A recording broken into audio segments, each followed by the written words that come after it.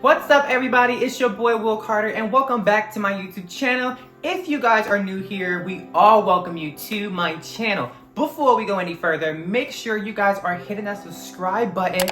Press that bell notification icon to turn her on so you get alerted each and every time I make an upload. And if you guys want to keep up with me off of YouTube, make sure you check me out on both of my social media pages, Instagram and Twitter, both at I'm Will Carter. The links will be down in the description box for your convenience. Halloween is vastly approaching, and it just so happens that my eldest niece, her birthday falls really close to Halloween, so my sister decided that she was gonna do a Halloween themed party for her birthday, and I thought this was such a great idea and great opportunity for me to hone my candle making skills a little bit. I decided that I was going to make some black and orange candles, little sample size candles to use for decor around the table in the house and to give the beautiful, Halloween, autumn, fall like fragrance in the air. And today, I'm gonna show you guys exactly how I'm going to be making my individual orange and black little sample size candles. And it's gonna be super fun because I've never really done like bulk orders before, like with my own personal collection that I'm working on.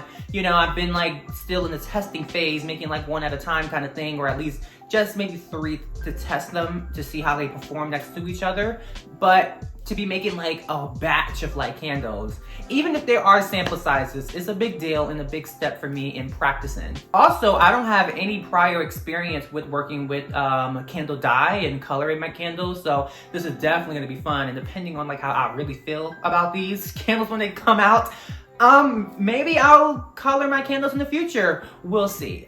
One step at a time, bitch. So the first order of business for me was, how was I gonna make these candles on a really low budget? Because even though I offered to make these candles, even if my sister had asked me to do it or requested that I make them, I would never charge my sister for anything. So, I'm not making any money off of these candles. So how am I gonna do this without spending so much money? Fortunately,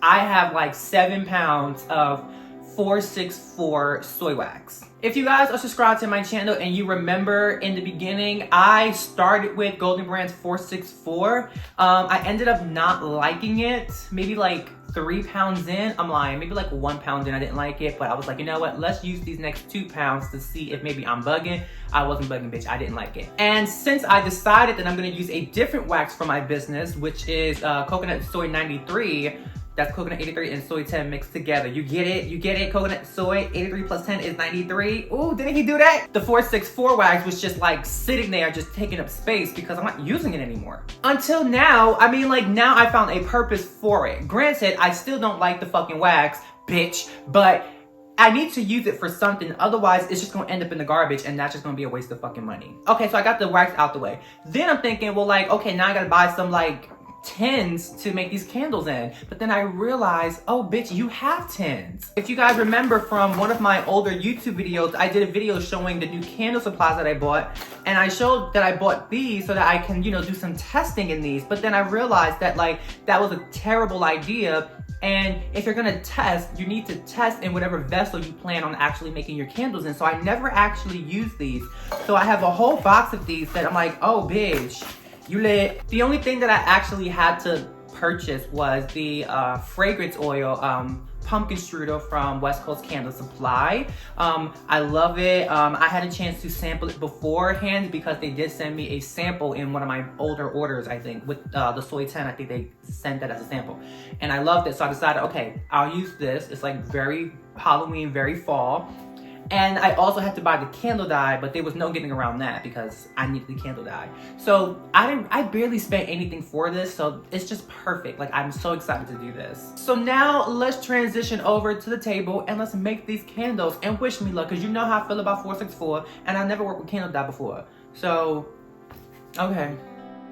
So the tins in front of me are 4 ounces, but I don't want to fill them to the brim because I need enough room for the wick since I am using a lid. So I'm only going to be filling them with 3.5 ounce.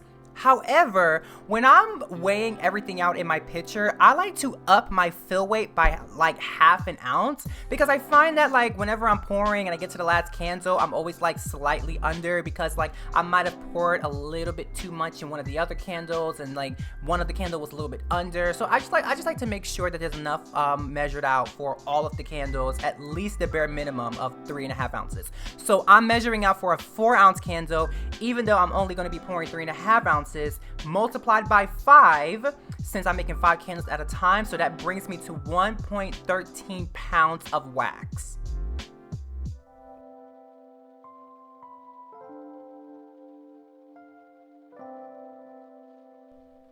So for the fragrance oil, I'm going to be using Pumpkin Strudel from West Coast Candle Supply, and I'm using an 11% fragrance load, which is really weird because I'm so used to just using 8% with my Cocoa Soy 93 wax. But y'all already know with this 464, I just do not have a good hot throw, bitch. So we have to use like a really high fragrance load. If I'm not mistaken, I think 464, the maximum is 12%, so I'm still under at just 11, so we good. And since I'm measuring out 4 ounces for all 5 candles, even though again I'm only filling 3.5 ounces, that brings my fill weight to 1.25 pounds, and with an 11% fragrance oil load, that brings me to 1.98 ounces of fragrance oil. And after patiently waiting, my wax heated up to 183 degrees, which I think is a great temperature to pour in your fragrance oil. And normally I would just stir in my fragrance oil right after, but before I start stirring that in, I'm actually going to add in my candle dye now. I'm going to start with the orange candle, so I'm going to be using the orange liquid candle dye from West Coast Candle Supply. They recommend 1 to 4 drops for a pound. Since I am working with a pound right now, I'm going to just be adding in 4 drops, and I guess I'm going to eyeball it depending on what the color looks like, so we'll see. Just so you guys can see, in case you've never worked with color before, this is what it looks like after just dropping it in, not even stirring yet. Looks really, really creepy. You know, to be honest, I'm not even sure how well eyeballing is going to work for me, because the wax will definitely look a much different color once it dries, so this is a trial and error situation. Hopefully I poured in enough candle dye. And I also want to show you guys what it looks like after I finish stirring everything.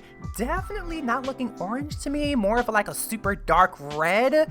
But again, we know that it definitely lightens in color once it starts to dry in its tin. So I'm going to pour this in now, wish me luck. I also got to be completely honest. Normally when I pour candles, they're laid out in front of me horizontally, directly in front. But for the sake of the placement for the video, I had them, you know, kind of going vertical, and this was super uncomfortable pouring. It was such a challenge pouring like this. It was just, trust me, I was uncomfortable the whole time pouring this. Like, it was just not a good angle for me.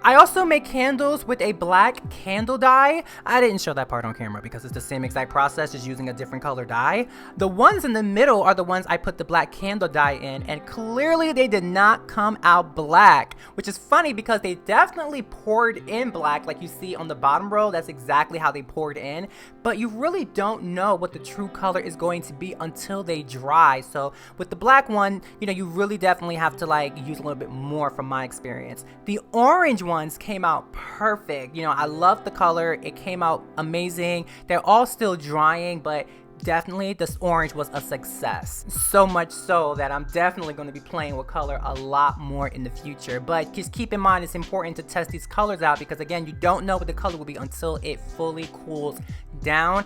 I'm not tripping too much because, you know, this is just like a little project I was doing that's not like for any profit or anything, and it was just a testing little thing, and they're all going to be lit anyway. So either way, I really am happy with the way it all turned out, and I'm definitely going to be playing with color a hell of a lot more going forward. And there you guys have it. I feel like I always say that every time there's like a transition from like a demonstration to back to me.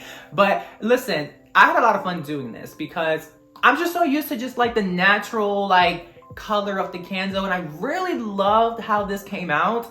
I mean, seriously, this is giving me like ideas for the future, like future collections. I'm like, okay, hold on a minute, because if he can do that, he needs to just do that. Anyway, thank you guys so much for watching this video, and thank you to everyone who's been subscribing. My subscriber count is like climbing through the roof. Like I'm officially like an X-list YouTube celebrity at this point. Bitch, stop playing with him. Don't forget, if you haven't done so already, make sure you are subscribing to my channel and turning that bell notification icon on. Leave a like, leave a comment, especially if you are someone who frequently color your candles, in case you have any tips or tricks or techniques that you're willing to share with me. I'm always up to learn new things, although typically I'm great at everything that I do, so. And don't forget to check me out on my social media pages, Instagram and Twitter at I'm Will Carter. And with that all being said, I hope you guys have a beautiful good morning, a beautiful good afternoon, and a beautiful good night, and a wonderful Halloween holiday. I'll see you guys on the next video. Bye-bye.